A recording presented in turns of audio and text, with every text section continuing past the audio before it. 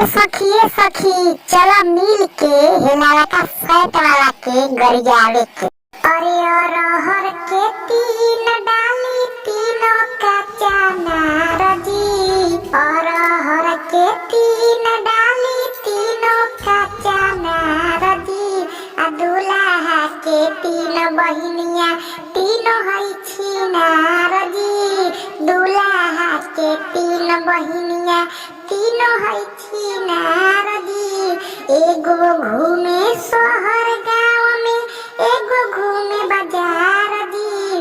एगो घूमे शहर गाँव में, एगो घूमे बाजार जी। आ एगो हई छाटल छिनरिया चर्चा बाजावार जी।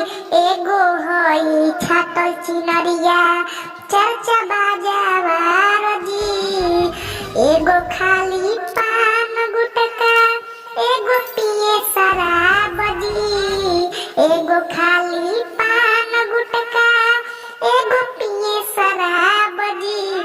आ एगो लइका लेके घूमे बहुत हई खराब जी।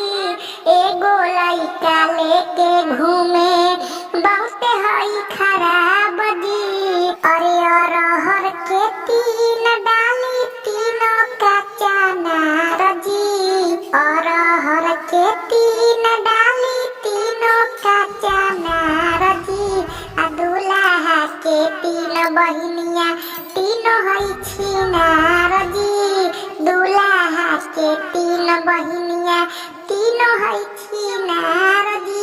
नमस्कार दोस्तों, ये गाना कैसा लगा आप लोग को? यदि ये गाना आप लोग को अच्छा लगा हो तो प्लीज़ कमेंट बॉक्स में ज़रूर बताइएगा और चैनल को सब्सक्राइब करके जाइएगा, क्योंकि ये दुल्हा जी का गांव देहात में गारी गीत था तो बहुत अच्छा से हमने बनाया था। तो प्लीज़ कमेंट करके बताइएगा कैसा लगा। प्लीज़ दोस्तों सब्सक्राइब करिएगा जरूर।